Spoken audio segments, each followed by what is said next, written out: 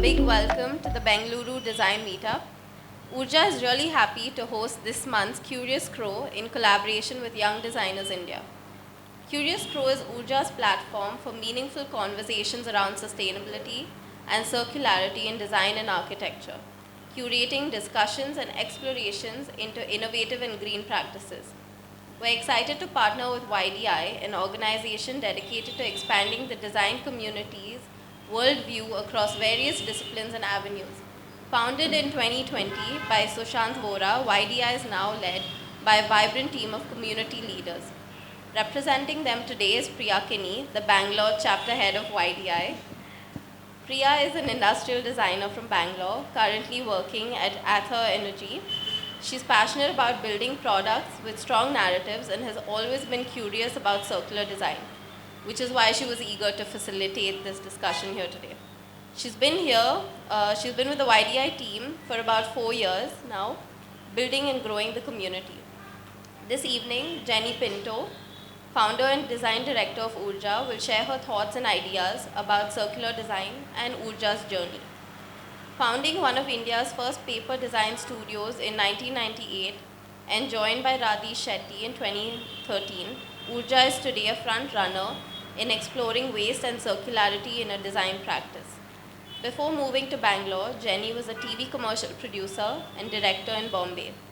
She recently put her long-standing interest and learnings with her lighting practice into a book on biodiversity and climate change called The Magical Everything, a book for school children.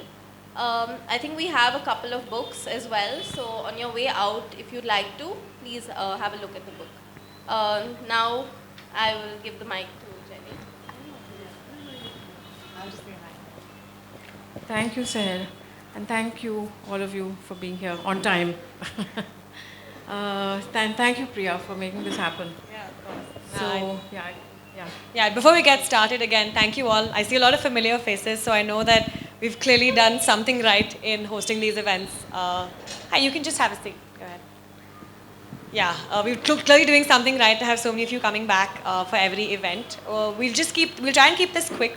This is a topic that I don't think enough people talk about in the design world, especially if you're not working with materials specifically, right? Very often you're not thinking about how to integrate sustainability or what it really means to your core of design. So we'll try and keep this as informative as possible for all of you, irrespective of what background of design you come from. Beyond that, I have a few questions I want answered, and we will open the floor to you guys to ask questions as well.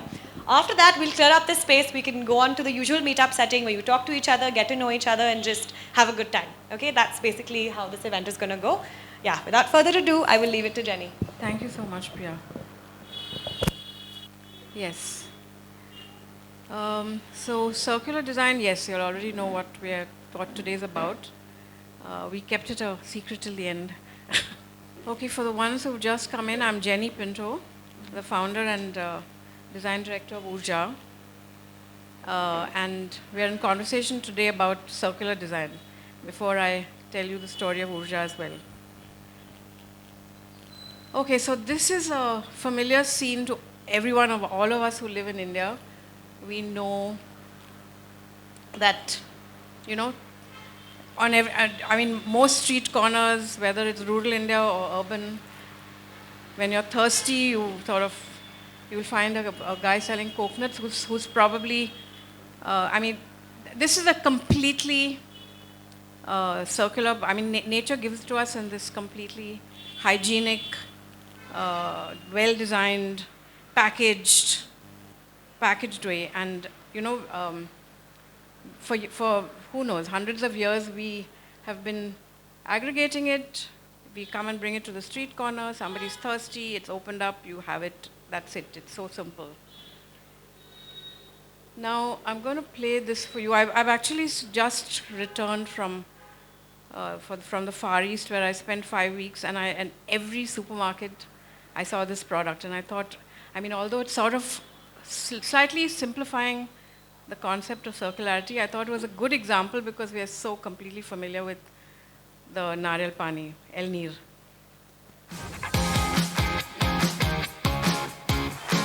Here is our K-Fresh's ready-to-drink organic Namhom coconut with the authentic taste and quality guaranteed.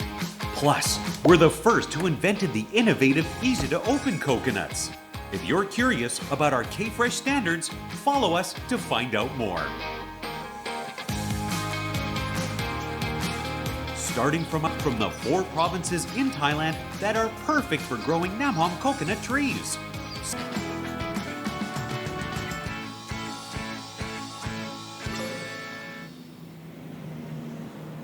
Then, those coconuts are transported to our factory. At K-Fresh, we select only good coconuts that meet our standards.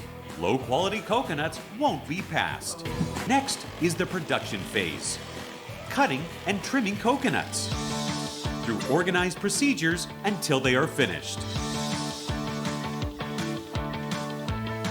Stop right here for a moment. In case anyone wonders, are these coconuts still of a good quality before packaging phase? Please, don't worry.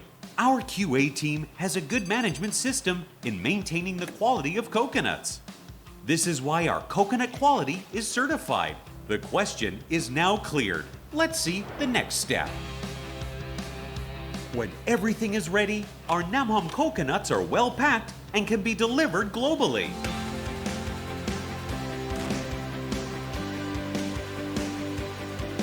And now we can travel to anywhere in the world for refreshment. So yeah, that's a story of that wonderful coconut in a lot of places in the world. And what is the intervention in this, apart from the fact that there is finance, is design. So we take this really completely perfect product, and design can add, the plastic, which most of this plastic is so completely, small and easy to just chuck anywhere. It gets lost in the landfill, and it most probably goes back into the soil. The lab, the water use, the transport. I mean, you just imagine, you add all that up, and what happens to this absolutely wonderful product and that's actually the story of a lot of things that we've been doing ever since the Industrial Revolution. We take things that are perfectly circular and perfectly, from a planet that's regenerative, and we add, we make composites, we trim, we design, and this is design. Actually, all of this is design. Even if you look at process, you look at finance, you look at marketing, it is all design, and that is what all of us here are actually involved in. All of us here today are involved in some way or the other, where we, where the additions we do to something to resources, natural resources that come out, actually make them, at the end of that life, they've done a lot of harm. And a lot of it, the sad part of it is, a lot of it is invisible to us. In the sense if you haven't seen this ad, when you see this coconut in a supermarket, you don't realize there's a lab and there's so much water being used. It's not obvious to us. Buckminster Fuller, he's an American architect. For those who don't know, an architect, an inventor, a writer, philosopher, design philosopher. And this was I really liked his description of a designer. And to me, every word was important, actually. Emerging. We are, as a design practitioner, your practice emerges from what is happening around you.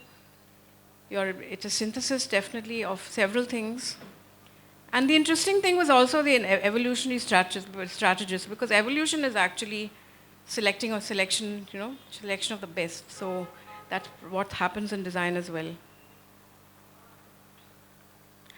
But if you Google design today, you'll get just the aesthetics part, that it's about color, it's about balance, it's about the better definitions would say function over form and things like that. But today's definition has really narrowed the entire practice to aesthetics and balance and color and communication.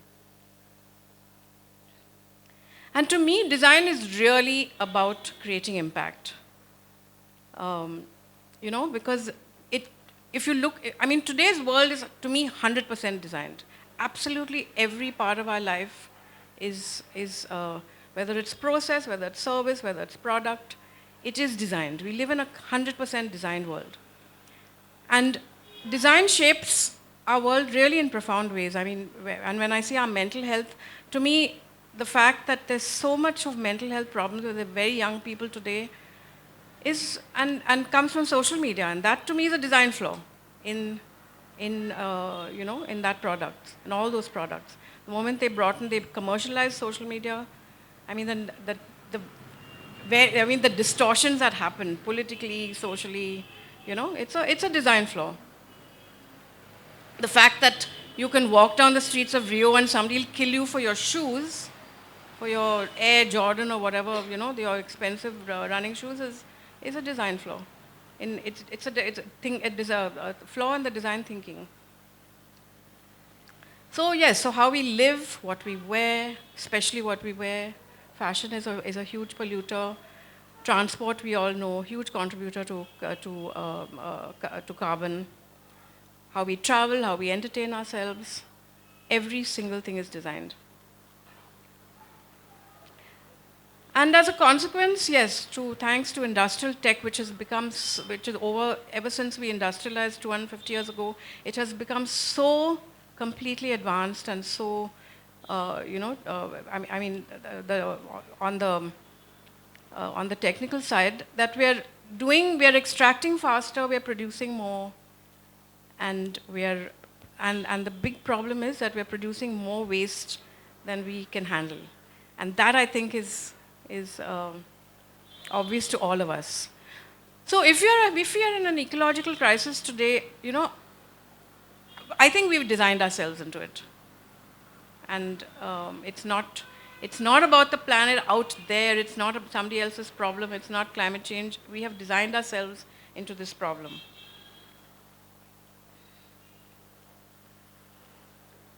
But yes, if we design ourselves into it, I think we can design ourselves out of it as well, because at its heart, design is problem solving.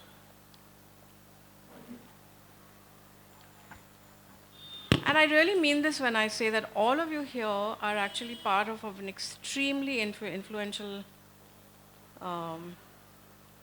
group of people, designers all over the world. The thing is, we don't know it. And I think that is something that all of us have to embrace and internalize, that we are actually an extremely powerful group of people.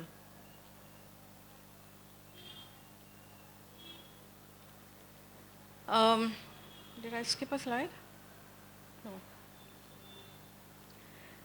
And we've been talking sustainability actually for years. I mean, and it's become a word that's so bandied about that I think we need to, sustainability actually means just sustaining our current lifestyle, which is actually unsustainable. So sustaining it at this level is not good enough. And as designers, we just have to stop using that word and look beyond sustainability. Looking beyond to circularity and regeneration. And I'll get to talking a little bit more about that. And like I gave the example of social media, we also are actually, it is in our power to change social attitudes, to demand a better education, changing worldviews and attitudes, and we can do this by design. We can do this by design.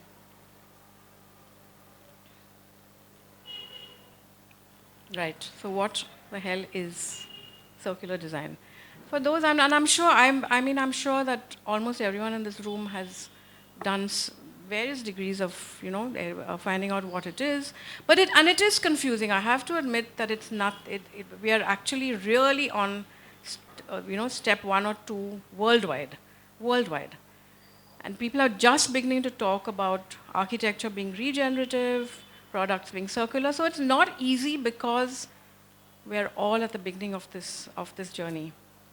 So far we've been in a linear economy and design has been linear, which is basically, yes, extract, design, make, use, and throw. And I don't think many of us, even today, in the past definitely, but I don't think any designer and the design usually happens right at the beginning of a product's life.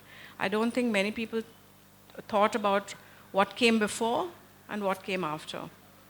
And because that's the way it's been. It's been because, all of us world over for the past 150, 200 years, to us, the world was just, the planet was just a bunch of endless resources. And now we are beginning to realize that it's not.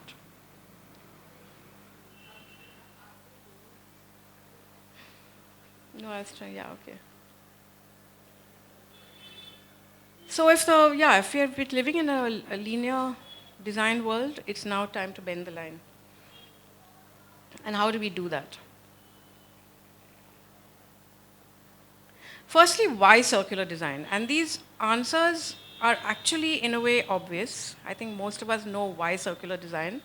But the numbers, none of us look really as designers. I don't know how many of us actually follow the numbers of what's happening. I mean, we've had from Kyoto Protocol to Rio to Paris to, in the sense, and the world has got together, IPCC, but I don't know how many people really follow. And the numbers are alarming, And I don't know how many of you have seen the documentary called Planetary Boundaries.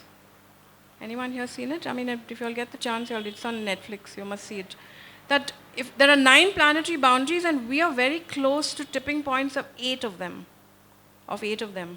which is climate, ocean, soil, water, And that is because of the kind of civilization we've built. We've created a system that is undermining our own support. And what is that support? That support is biodiversity. That support is the planet. And we've undermined that support system over the last 200 years. Unfortunately, all of us are living at a time when things are now getting pretty bad. Like I said, I think all of you sitting here, every single one of you sitting here, is a powerful change maker because you're in design. Yeah, so the numbers do look bad in the sense we've been talking sustainability for so many years, but the fact is that the circularity gap report of last year says that circularity has gone down from the previous year.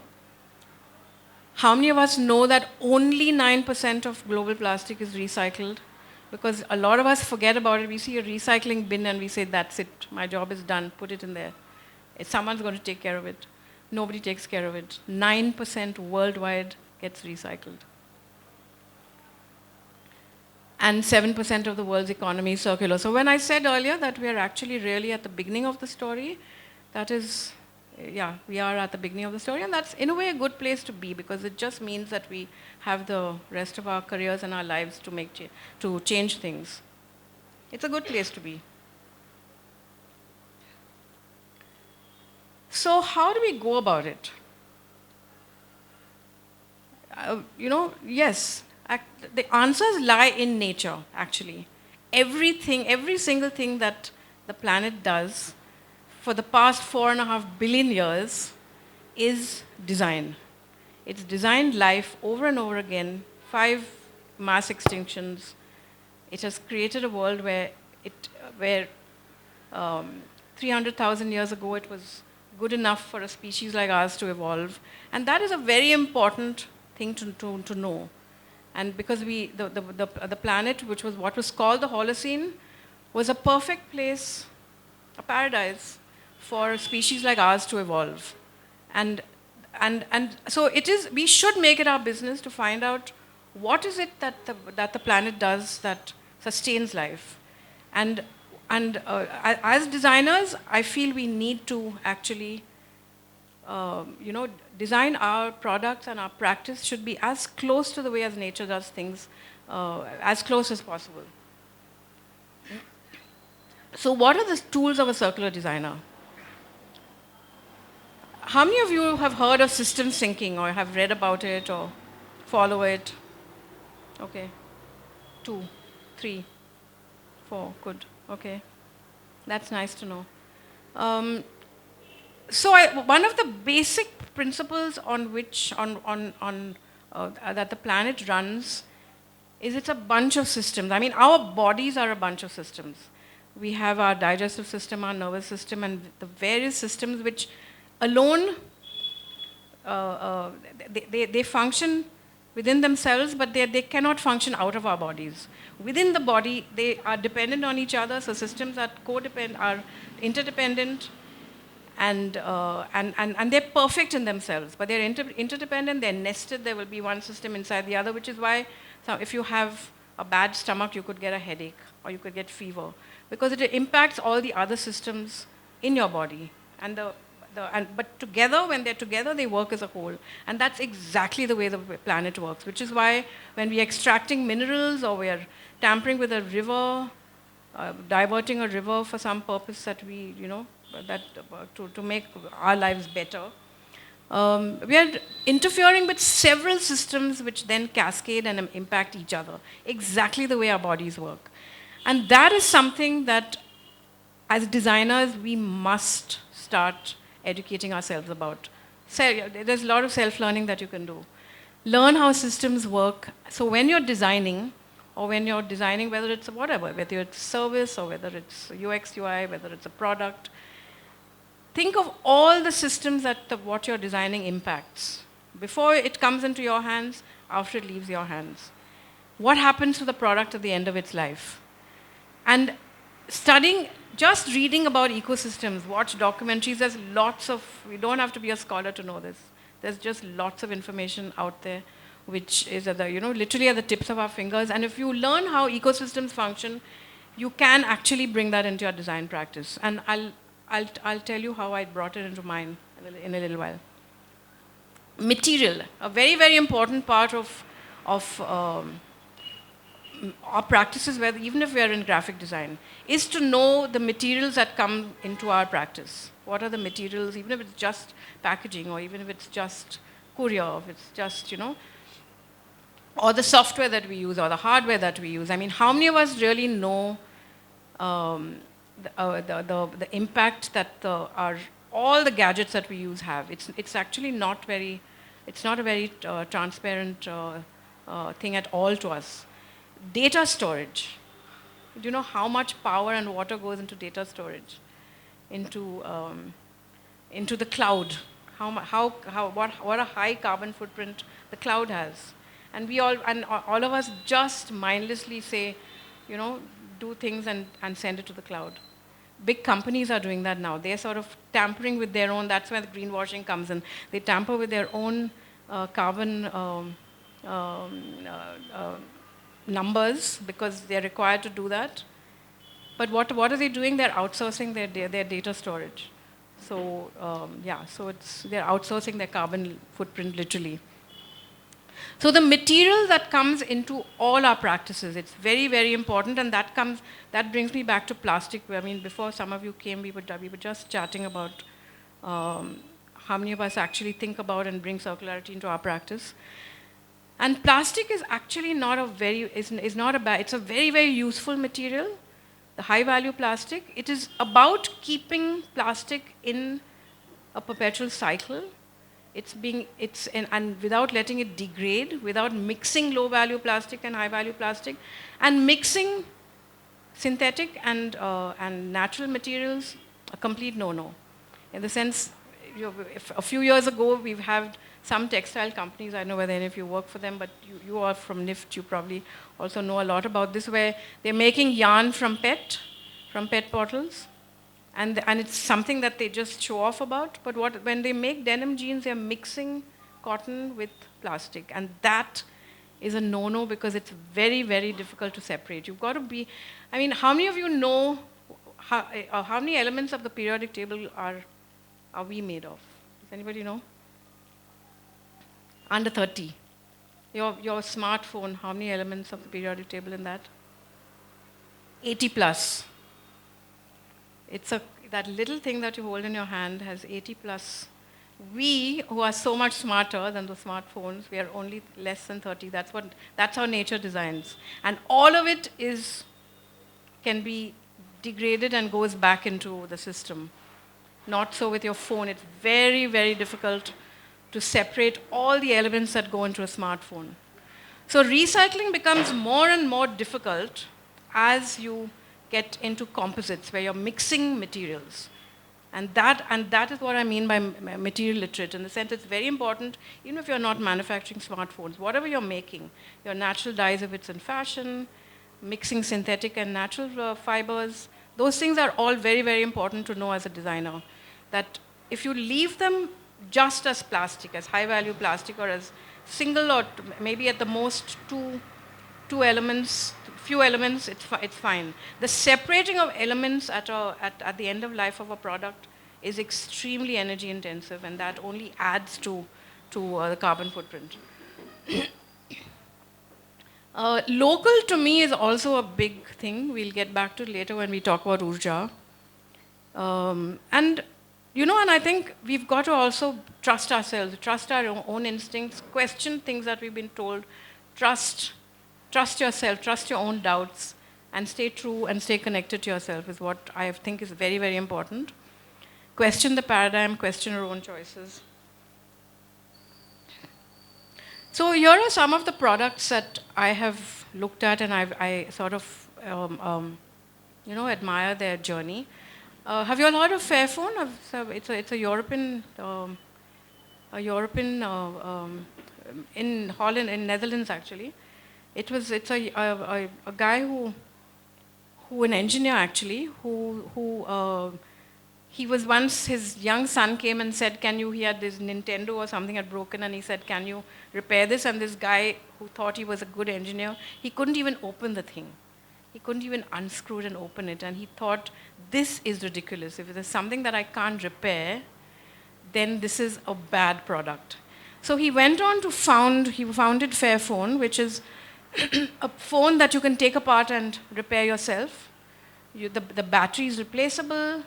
So he took on all these giants. He took on Apple, he's taken on Samsung. He's taken on all the big giants. He makes this phone that's repairable, that's replaceable. Lots of parts are replaceable. They last, of course, several years more than our phones do, the rest of the phones do. And what's also is important is that he looked at his supply chain. So he sources ethical minerals. I mean, in the sense of minerals that's needed for the manufacturer's phone. He takes great care on where they come from, how they're processed. He takes care of the entire supply chain.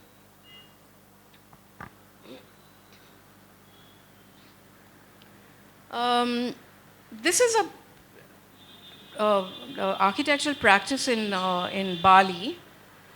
A girl named Elora Hardy who founded Ibuku. And she builds 100% out of bamboo. Everything is bamboo. And it's an amazing, she actually came from fashion design, so you can see her flair for fashion and the way she designs. But, and although Bali has a lot of bamboo is not a traditional material at all because it doesn't last too long, but she has found a way by putting borax, which makes it last a lot longer. And she builds even 3 stories high.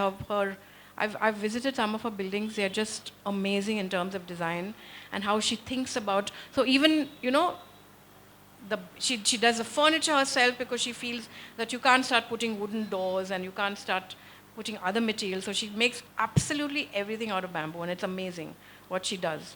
So in a way, it is a material that is 100% biodegradable, 100%, it's regenerative. The bamboo she uses, which is this type of bamboo that grows in Bali, takes only 4 or 5 years to come to maturity. She aggregates it by getting small farmers everywhere to grow it. So then within Bali's or Java the most, so there's not much transport. It's beautiful. The only problem is that only the very elite have taken to it. The locals still haven't. So, it's only the ultra, like people pay something like $1,000+ a night to stay in one of these resorts. She's built mainly resorts. And so, nature becomes a luxury, which is really sad. Circle House in Copenhagen is a huge public housing project, which means that public housing means that firstly it has to be cheap. It has to be, hundreds and thousands of units. And they have designed it to be where 90% of the construction material can be reusable. At their so almost at their original quality and value, so it doesn't degrade. So everything that they use it's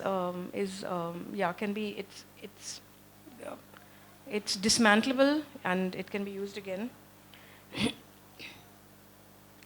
Unified Intelligence is a company in Bangalore, founded in Bangalore by a young guy called Praveen.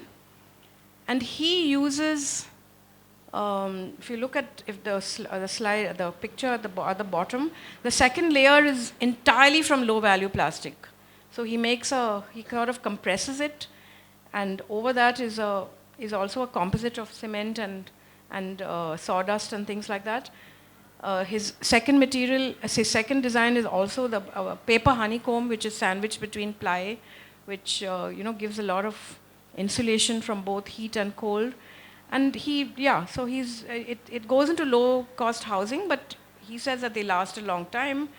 It has, can take all your plumbing, it can take your electricals and everything, and he builds interesting structures. This is his own office, which he has, and he says that by using just low value plastic, which is available it's available in tons and tons and tons in any country, which nobody knows what to do with. He says it's because it's plastic, it is waterproof, and that his material is, the houses that they make from it they do a lot of the things that we want the more expensive materials to do, like brick and cement and stuff. Plato is another local brand done in Bangalore, started by two guys who worked for many, many years in Nike. I'm sure many of you know of Plato. But they thought they could challenge the big guys by designing less in terms of their pattern efficiency, in terms of recyclable materials. Their uppers are mainly from recycled textile. They designed for Indian feet, which I think are slightly different from the Western, feet. Ours are broader and more. So they don't use chemical adhesives because of the innovative bonding techniques that they have. And it's compared to the expensive brands in the West, it compares very well. And this is a local brand. And they are trying to they're trying to sort of sell shoes to schools, so that at the end of life, of when kids have outgrown the shoes, or the shoes are broken, it comes back to the company, so that it's easy for them to collect. The logistics becomes easy, so it comes back for recycling.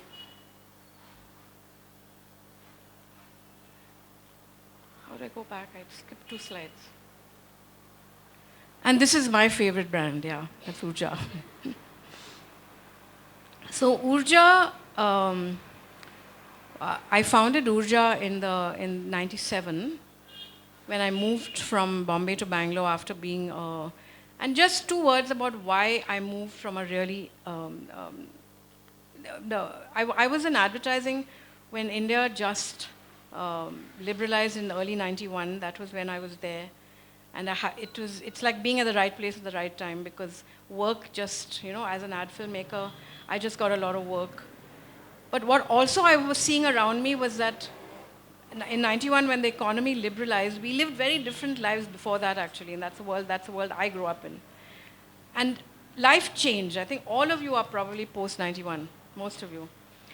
Life changed in terms of how people consumed, how much they consumed, what was available, how easy it was now to buy a car, how easy it was to get a phone, simple things that we did without when we were kids. But what I saw, it was great fun. Advertising was super fun. I mean, being a producer, I was really young. Life was really good, I have to say that. I made a lot of money. But the thing is that I began to question, that was also the beginning of environmentalism. So people were beginning to talk about the environment. That was just post this entire phase where there was a hole in the ozone layer, and all that was going on. And so I began to question, and like I said earlier, I mean, a very, very important, don't ever underestimate the questions that pop into your head. Don't do that. Those questions that pop into your head are very important. So I began to question, like, what am I doing I'm having a great time, I'm making a lot of money, but what am I doing here? If I'm concerned about the environment, what am I doing as part of an industry that's pushing consumption? And that's when I started, and then of course, coincidentally, I also became a mother, and then that's when you really start thinking about the future, when you become a parent. And so those questions led me to say that, is there something else I can do? I'm a creative person. Is there something else that I can explore? And that something else was actually, I said, let me look at material. I want to work directly with materials that I can touch and feel and craft. And so that's how the idea, and I moved to Bangalore from Bombay because of those personal reasons of schools and stuff like that. I actually moved for Valley School. Any of you here from Valley School? No.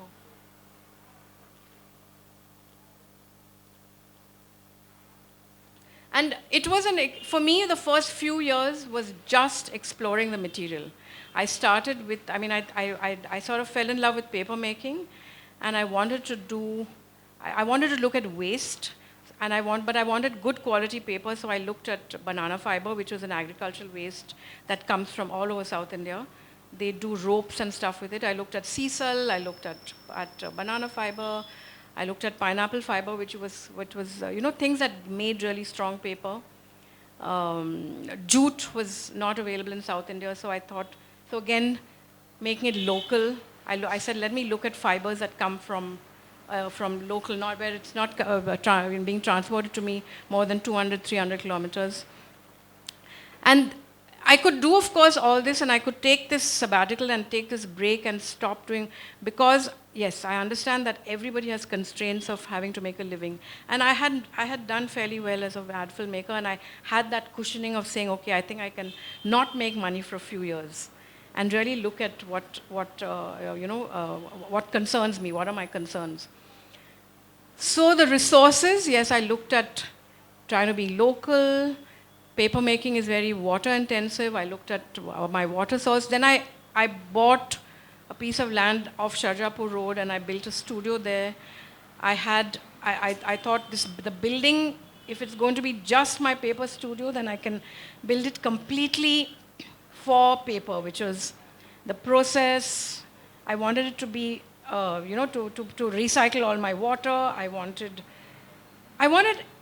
energy. Although I had a small beater, I wanted it to be energy efficient as possible. So the way we designed the studio was with a lot of light, a lot of openings. So we never used fans. In any case, when you're working with paper, you can't use fans. I started with a small team of people that it grew. So the way we designed the building, which was from stabilized mud block. Chitra Vishwanath, if some of you know, Chitra is today a very well-known architect who builds with mud block. We designed the building so that during the day there was no fans, no lights. I didn't use much electricity at all. The only electricity was when we were running the beater, which was at that time twice a week. So yeah, that was a studio. It was a fabulous place to work. And I have to tell you that in all the years that we only moved a few years ago. The studio moved a few years ago because we outgrew the space. And the number of people probably grew to about 25 because of the way the space was built, the openness and the air, and people could sit anywhere and work. We never had fights. Between workers, and it was a very, very peaceful way that everybody worked. And I think the fact that people worked with their hands, that was also a decision that I took, that I would not have although I could have mechanized quite a lot, I didn't, because I wanted to keep it handmade, because I thought there was a huge value in staying handmade. Then an innovation that came later, in the sense when we started sending stuff all over the country, instead of using thermocol, which we still do today, we use coconut coir balls as for our packaging. No thermocol, no plastic. We wrap things in paper, and we use those, the one that you see on the right. This was a studio, like I said, where we had a lot of light and natural light and air. And in the early years, before we grew to who we are today, I was interested in waste. So I was involved in a lot of things around Bangalore to do with solid waste management. I was part of something called the Solid Waste Roundtable. We organized the Recycling Hubba in 2011. And Alternate Current was a design event that I did. It was a workshop that I did over 2 months with 15 designers. The brief was that we would all work only with waste that we got in Jolly Mohalla, which is our recycling market in City Market. So we would only work with waste that we got from there. And this was, that is, I don't know whether you know, Anshu, who's now a very famous designer, small shop. That's her. She was part of the workshop as well. So for 2 months, I had designers in the studio that we went and rummaged literally like rag pickers all over the market, found that the materials we wanted to work with. And so that's a chandelier that somebody did just by cutting PET bottles. No, there was nothing more to it. Those were geodesic domes that once somebody did with Tetra Paks. Those were springs that I picked up from a factory in Pina. So we did those there.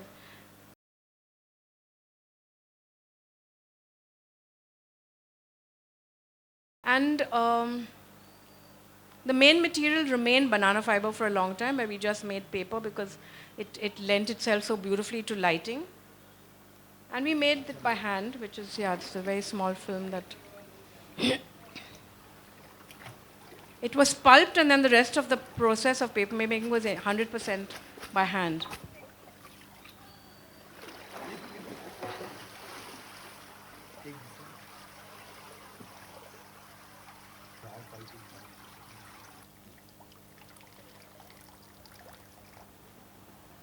That's a sheet of paper on the mold.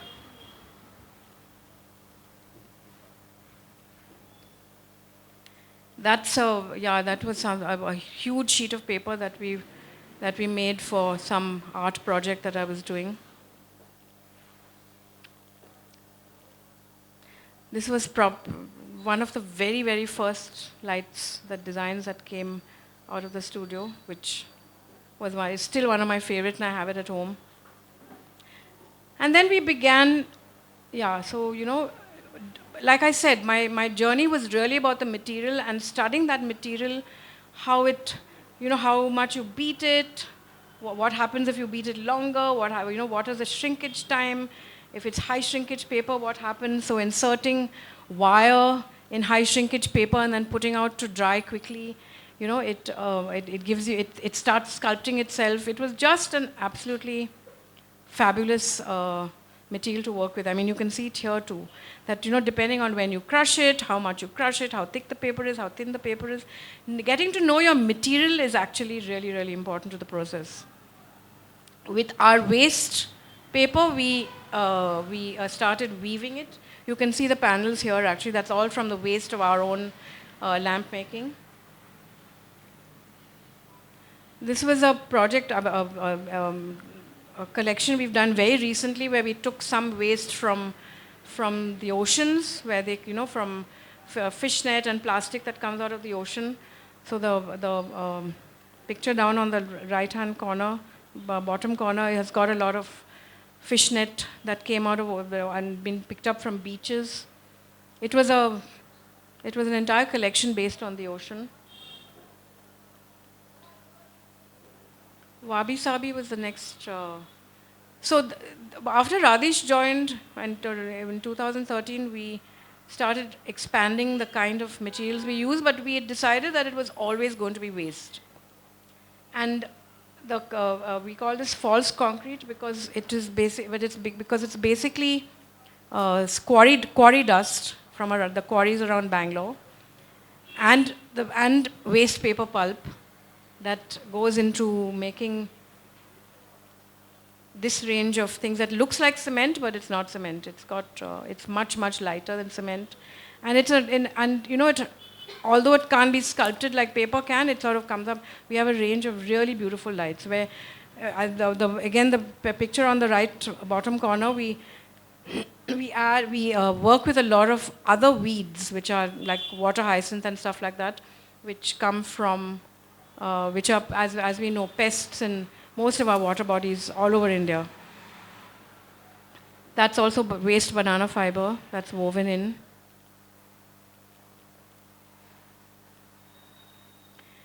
And our most recent material is lantana. Most of you probably know lantana as this very pretty flower that grows on the side of the road or in lots of gardens. But it's actually an invasive species that is, has invaded 40% of our wild areas all over India, especially in central India and South India. And I have a little film.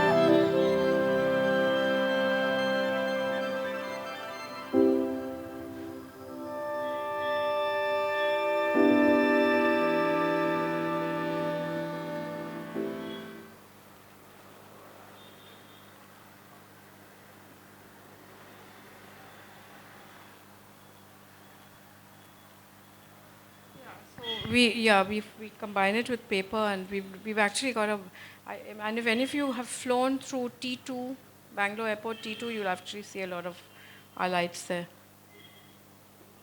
Yeah, our design team has done some amazing stuff actually. Okay, so I've come to the end of my presentation, and with Stephen Hawking, because I can tell you that as a designer, and as designers in today's 21st century world, I think we can actually come up against walls and come up against frustrating situations very, very often, because we have so much coming at us. You know, here from environment, from geopolitics, from various sources, and it can be pretty. And I thought that what Stephen Hawking said was something that I think I resort to very often, is just going back to wonder, who are we on this planet? Who are we in this universe? What are the stars? And you know, it makes everything seem small. It makes us as a species unimportant. We're really here for a very short, we have been here for a short time, we will be here for a short time. Our problems seem smaller. I think we need to stay with this wonder of who are we, how small we are, and how completely wonderful this planet is that supports us. And I think on that note, I'll turn it over to Priya. Thank you.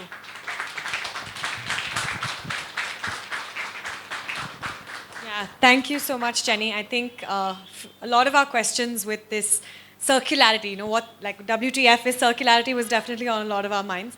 And I think you managed to answer that. And I think we also got a glimpse into the passion with which Oorjaa as a company was built and continues to grow in today. I have a few questions, right? Because, we will have a seat, okay.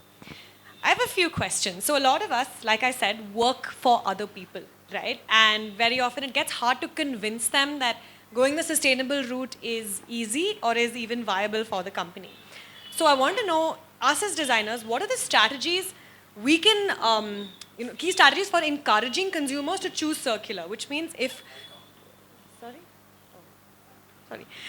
choose circular products over linear ones. Because sustainability today at least is expensive, right? So even the cost to our companies when we're building products, it ends up being expensive. What are the strategies we can use to convince all stakeholders, whether it's consumer or our bosses, that sustainability is, or a sustainable material or circularity in general is worthwhile?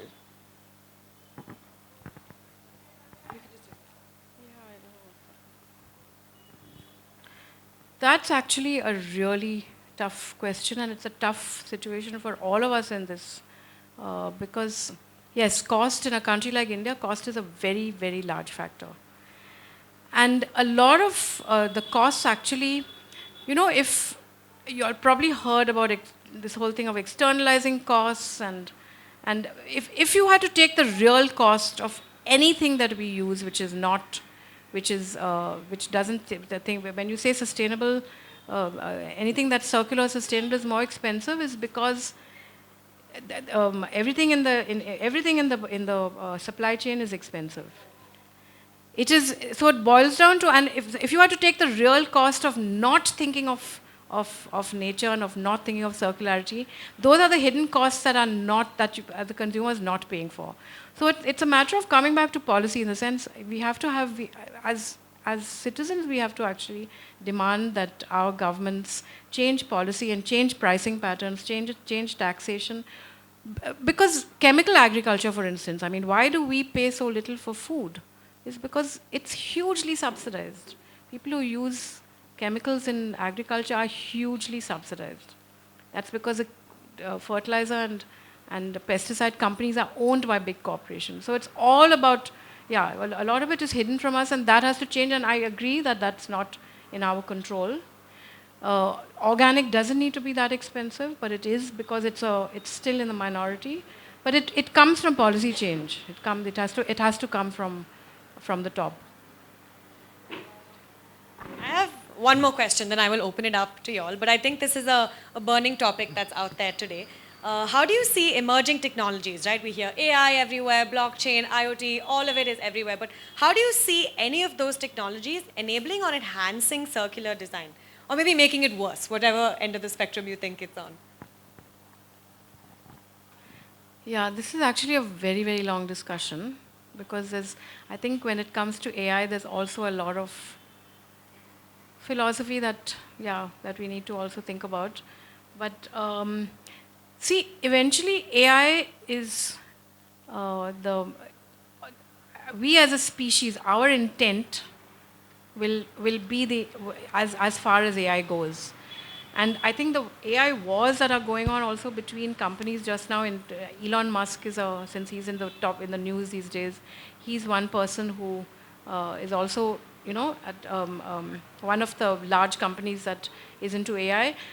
And the competition between companies itself, in a sense, everybody knows the fact that Hinton, all of you probably know who Hinton is. They consider him the godfather of AI. The fact that he left Google and has started talking about how dangerous AI is if we let it go on the trajectory it is on now, is something that all of us have to take seriously. And there is AI, of course, which is more task specific. In the sense, if you ask a specific question of, okay, how do you design more circular, those tasks they're probably good at. But there's also AGI, which is artificial general intelligence, which they say is a dangerous one. And that, I think, will never be worse or better than who we are as a species. What is our intent? In the sense, right now, if you look around, we are using it for purposes of war. We are using it for purposes that are violent, that are, And really, what the direction AI takes is going to depend on what our intentions are as a species. But for specific jobs, yes. How do I design this? How do I get a Bali look in a house in Bangalore? All those things AI is good at specific, and as long as we keep it at that. But the moment we start relying too much on AI, I am actually not a fan of, I mean, and I take it very seriously that Hinton himself has started, talking about how dangerous, potentially dangerous it can be. So whether, no, in fact, when we were discussing, you asked me, can AI solve climate change problems? We can solve climate change problems. Do we want to solve it? No. So AI is not going to give us answers, or it will never be answers that we will put into practice, because we as a species are not ready to solve it yet. Interesting. Thank you. I'll open it up to the audience. If you all have any questions, I'll just pass it on to Mike. Feel free to ask whatever burning questions are on your mind. Hi. So I think one of the things you mentioned. You want to was- introduce yourself? Hi, I'm Zed. I'm working at a industrial design studio in Bangalore called Lesmore. So I work on a range of projects, but I think something that came to my mind when you were talking about cost, when she brought up the Or cost? cost, yeah, like obviously convincing your consumer to use circular products and take that as a priority over something like convenience, for example, because I saw, for example, you spoke about the architect who was building with bamboo. And again, it takes a lot more effort to go sustainable and circular than I guess it doesn't. So I think the main question is how can we try to bridge that gap, especially for materials that we think are impactful like bamboo? Because I think if you look at the building around us as well and in construction as well, it's just so convenient. I think cost is one factor, but it's also so much more convenient to pick up materials that are easily available like MSGI. Everything there's a supply chain that exists beforehand. If we are looking at local products, how can we create a smaller supply chains within the local markets to sort of help push forward the sustainable materials? No, these are all important questions, and that is what actually today, like I said, if we are at the beginning of the curve of change, it is going to be difficult. It is going to be tough. But the studio that I built 25 years ago, for instance, stabilized mud block was a very marginal, little known material that that you needed a lot more in that. That was not an easy supply chain at all. But there were people like Chitra Vishwanath who pursued. I mean, she was not the only one. There were 2 or 3 who pursued. And today it is you see and they will not, and it's not just pursuing it. There is always a pushback from the mainstream, always. There's a pushback from the mainstream. And those are the big guys who influence policy and and those are the things that people who want to make change also have to try and do. You've got to actually try and influence policy and bring those changes in, because very often it is a matter of taxation and a matter of subsidies and things like that. No, but it will continue to be a struggle for some years until there are more people who say we're going to support this. I think it comes back to creating systems, right? Creating systems for change. Yeah. Yeah. Everything is about systems, actually. Yeah. And right now, our political system and our economic system favors status quo. Hello. Yeah. Hi. First of all, splendid session on Thank you. circular design. So I am Vaibhav. I currently lead the design systems and platform team at Philips. At Philips. At Philips, and Philips is a complete healthcare company. So, and Philips was also big on sustainable design. So we have optimized the entire production cycle of it to reduce the carbon footprint and reduce the usage of water. But when it actually comes to actual product of medical design, for example, MRI machines or machines like endoscopy, there's not a lot of organic or sustainable alternative when it comes to building medical products. And there are also a lot of clinical mandate when it comes to recycling this kind of products. What do you think would be the next future or the alternatives which the medical equipments can pursue? I'm not an expert in this at all. This is sort of an engineering question, but it comes back to what I had mentioned earlier about composite materials, and medical equipment probably comes under the same sophistication and category of a smartphone, where highly composite materials that are being made and engineered. So that is really an engineering problem that I think over time, because if you can keep those materials, in terms of when making the composites, if you can take, if at the material stage, if you think of end of life, what will it cost? How are you going to separate those elements in order to recycle them.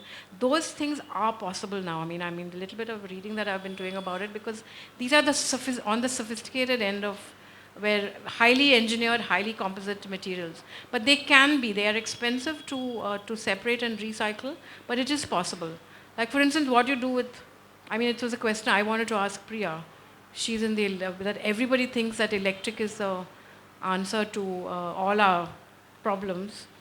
But the fact is that the electric industry today has got the same carbon footprint as fossil fuel cars, the same. So it's a matter of, but at least electric is going in the right direction. They are thinking of longer life batteries. They are thinking of end of life of the batteries, what you do with it. Can it be recycled? So it's a matter of actually all these highly sophisticated materials, what you can do at the end of life of. And I know Philips, your headquarters in Netherlands, actually works very hard at that, because I have somebody who works in the sustainability department, a young designer who I know who's there. And I think they think very hard. But I think more in the lighting than in the medical. So the original Philips have stopped doing lightings and appliances, so it's all licensed. So now Philips does entire 100 end-to-end healthcare systems, from personal healthcare to MRI, CT scan machines and everything. But at that level of sophistication, I'm sure they're starting to figure how to break down those composite materials so that the minerals can be can be recycled. So we have a couple of products we actually build completely sustainable, but then it comes back to the point that you raised. What are those products? So there are products in ophthalmology department which are completely recycled, but now there's another stigma with recycled medical products when you try to sell it to people, because nobody wants to have a recycled product which is going to go into their body, or it's something which is going to treat them. So that's also another problem that we are facing, because there's not a lot of adoption of recycled medical equipments. It's good for all the other things, but everyone wants something which is not used previously when it comes to their healthcare. Yeah, somewhere in my presentation I was also saying attitudes. A lot has to do with our attitudes, our worldviews. So to me it's also the designer has to do. That's also part of a designer's job, is to change people's perception, change people's. Frankly, to be really honest with you, what we do at Oorjaa doesn't really impact the environment because it's a small thing. But so what we try and do is things like this actually. Try and increase awareness through our products, try and talk about things that we do, just so that to try and increase the impact there. But yes, attitudes and perceptions and superstitions are very, very big when it comes to, especially in a country like India. Thank you. Waste, can you imagine what stigmas we have in waste? And here you are saying, oh, take waste and make, and recycle it. For us, it's not even in our caste. We are not going to touch waste. We only create it. Somebody else has to clean up. We've got to go that deep into our own cultural biases, and yeah, it's not easy. Thank you. Hi, Hi. I'm Pranav. Hi, Pranav. So I work as a footwear designer at Plato, and at Plato. Yeah. So my question was, how exactly do you start with sustainable, start exploring sustainable materials, and how extent can you take it to mass manufacturing, or is it very restrained to certain or niche goods? Is my question. No, what do you mean by sustainable materials? Well, not sustainable materials, but more like natural materials, taking something that's directly from the nature on that lens forward. Raw materials don't have to be we don't need to only operate this. Our waste streams are so full of materials we can reuse. So I'm not sure why you're only looking at, I think it's a lot more challenging and a lot better for us to look at waste and say we will reuse this, and not look at taking virgin materials from nature. That is, in any case we're going to be using water, in any case we're going to be using lots that comes from nature. But in terms of materials, if we can actually go back to our waste streams and keep things perpetually in motion in the cycle, that is probably the best thing a designer can do is to, but it again comes to the collection of it, all that, I mean, here in India, we're depending on BBMP. We're depending on BBMP, we're depending on, our attitudes to, as a culture, our attitudes to waste.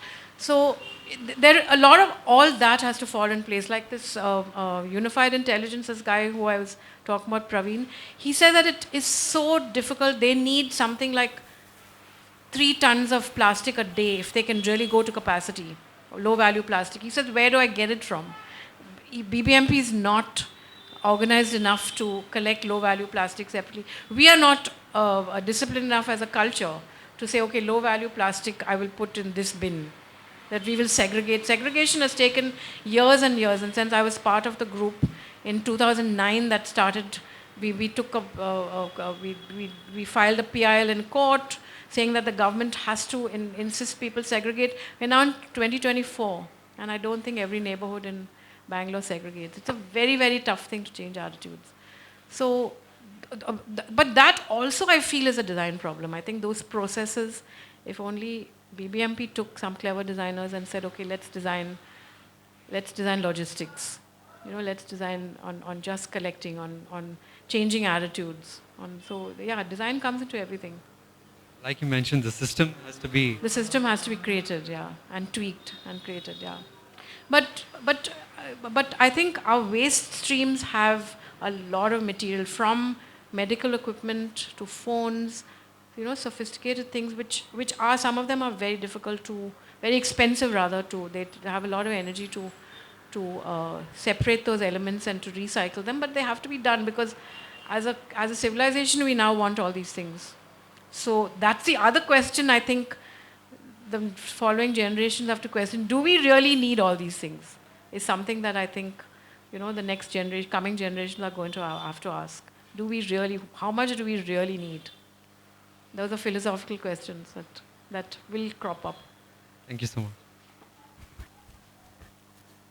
Hi. My name is Ajay. I'm a fashion and lifestyle photographer.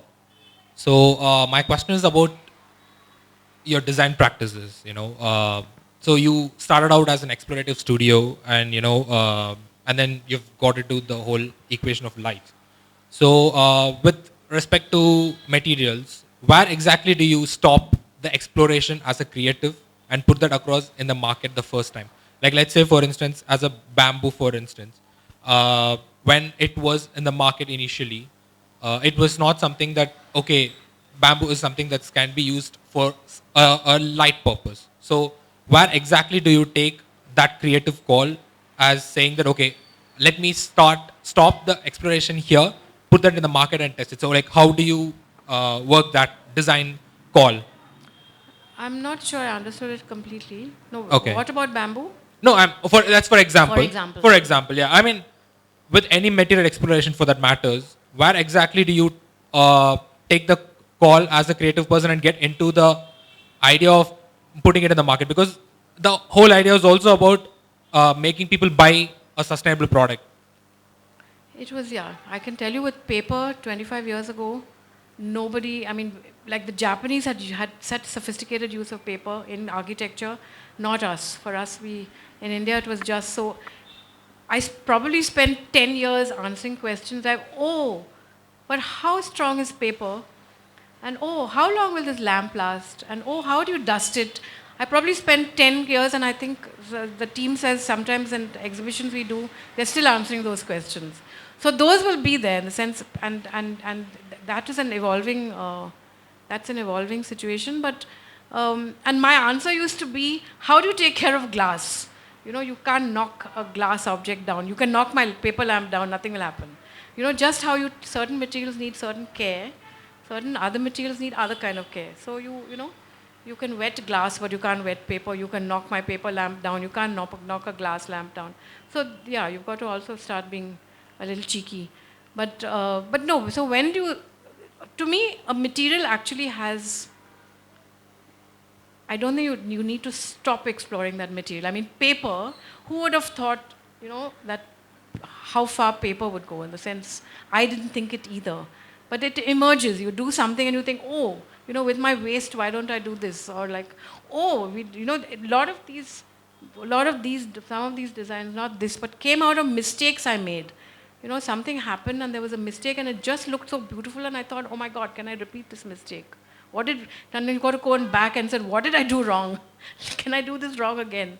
The beating time that goes up, so there's endless exploration. In fact, when I used to have interns coming from NID and stuff like that, they would come all ready to make lamps on day one. And I used to say, no, spend 3 weeks just making paper.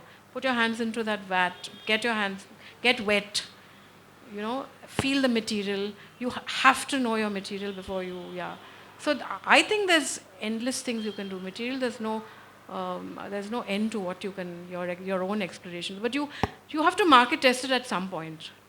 And you answer silly questions and give silly answers. All that is also part of the process. But But like for instance, when I just started, I used to do hand-bound books as well.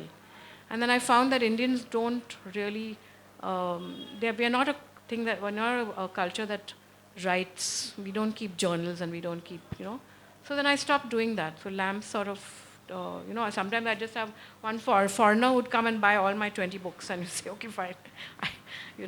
So that's how it used to go. Then so I stopped making it. So I changed. I did changes. But materials you can explore. No, I mean, the reason I asked is because you're also a designer and you also own a company. So it's like a call by there is like two different tables that you have to like balance it out. That's the reason I sort of like asked this question across to you. Yeah, in fact, Wabi Sabi came something like 13, 15 years after paper. We did so much with paper and then we said, okay, let's expand at other waste materials as well, No, and of course in paper I explored a lot of fibers, various fibers, but Okay. there's lots that you can do. I hope I answered your question. We'll have one last question and then we'll have to wrap up the session. But there's a lot of people from the Oorjaa team around here. You'll have access to Jenny as well after this. Yeah, If you have to sure. ask any more questions, you can go No, ahead. and Priya, you going to answer the question about electric? Okay, so everyone has this misconception that I don't know enough about the technology aspect of it. I'm a designer that works on experiences in electric. But while a lot of people think that electric is the answer, it is a direction to maybe a sustainable future. But I don't think today, with the raw materials that go into an electric vehicle to the end of life of an electric vehicle, I wouldn't say apart from maybe, okay, there's no air pollution out there when the vehicle is out and about. I would not say that electric vehicles are the most sustainable way to get from place A to place B. I would say walking is your best bet. Yeah. Walking and cycling, good answer. Cycling. I'll take one last question and then we will wrap up this session. Hi, my name is Sarthak. I'm industrial designer at Havells. Industrial design that? Havells. Havells. Yes. So my question was that when you, you're about your products at Oorjaa. So you're using a lot of sustainable materials, but as you mentioned, because of the entire cycle of your production, the cost increases a lot. And from what I've seen from a company at Havells is that an impact will happen only at scale when you reach the masses. So what steps have you taken at your company to reduce the cost of your products so that it reaches more to more numbers in the market and spreads the sustainable direction of products like from Oorjaa? Yeah, no, growing, this thing of scale, to me, I have very different ideas about whether is that the natural progression of a product. Do you have to scale? To me, and which goes back to what I was saying earlier, is that we need to question some of these sort of rooted ideas about things, about convenience, about scale, we need to question that a lot. And if we have to stay local, then what scale are you talking about? In the sense, if I want my materials to come from within 200 to 300 kilometers at the most, and okay, we ship our stuff all over India, but so scale is a long discussion as well. And I think maybe Radish, who's somewhere at the back, and Gaurav, they have also different ideas of scale. And I have to say that sometimes I'm the one who holds it back a little bit, because I'm old-fashioned. But scale, no, we need to actually question these things. Those are things that automatically, if you're in business school, if you're, all that comes, that's part of the conventional way of thinking. The conventional way of thinking has to be questioned at every step of the way right now. And it really comes down to how much do we actually need. You will always find that everything, any thought pattern that you take will come back to, do I really need this much? Do I really need, yeah. So actually, like a follow-up to that. So I want to include an example from a different company called Theli. So this is a company that recycles plastic bottles and plastic bags to create footwear. And what they've achieved with scale is that they are accessing those waste lines that you had mentioned, and they are able to capture more waste and create it into more useful or usable products instead of it going straight into the landfill. So there is something that is to be gained from scale as well. So because you're talking about plastic, because that is a ubiquitous, that's a waste that's all over the world in the sense, and I don't know whether they only operate from one place. Tehli, this is Tehli, that make those bags, and whether they operate from one place, or one way to scale is to then have several units which are local. Everywhere you go, they are local. They're small, so that you're getting, your waste stream also comes from the local area. Your market is also the local area, so things like that. I mean, one reason, for instance, I didn't look at pineapple fibers, which is also very beautiful fibers, because it had to come all the way from the northeast, and getting anything from the northeast can be quite a problem sometimes. It takes long, and it's also a long way.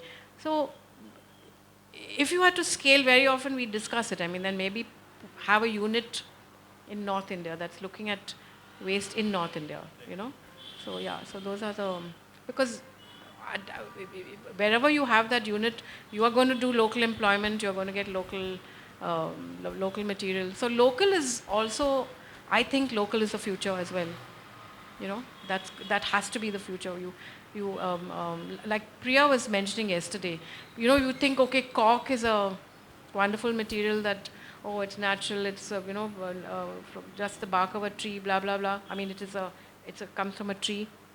But if we are going to import cork from South America, imagine the carbon footprint of that material. So where your materials come from is also really important. So, but since plastic is everywhere, it's probably easy for Tehli to say, okay, fine, we'll have several units who are doing local. I don't know whether that's what they do. I'm not sure. I was just Yeah. Okay, so we'll wrap up this session with this, but I hope that this doesn't stop any of you from thinking about this further. I know a lot of the questions were answered with, yes, it's difficult, today it's difficult, it's going to continue to be difficult, but I think that also shows that it starts with people coming together like this, discussing it, talking about it, and to some level spreading awareness, right? And that's what I think Oorjaa and YDI together today have tried to do. So as designers, we do have a lot of responsibility. It can be stressful. Sometimes we don't realize our own responsibility. But I think conversations like this just help us feel like, okay, there's a lot of us in the same boat and a lot of us who can work together to make things like this happen. And with that, I will bring this session to an end. Thank you so much, Jenny. Thank you, Priya, and thank you, all of you. Yeah, thank you. Now, I also want to say that any of you who want to keep in touch with questions, with ideas, because I want to keep these conversations going. So yeah, please you can take my email ID from Seher or from Priya, and please keep in touch. I would really like to know where some of you take your own ideas. Yeah, thank you for being here. Yeah, thank you to the whole team at Oorjaa. I know there's a lot of you here, a lot of you have come together to make this happen. And so we'll just wrap this up. I'd like all of you to get some refreshments at the back of the room over there. In the meanwhile, we'll clear up this chairs a little bit so you all can talk, have conversations, and just do what we usually do at these events. Thank you again for being patient, sitting through this entire session. I hope you all gain something from it and take something back home and talk to your other friends and designers about this as well. Thank you. Thanks so much.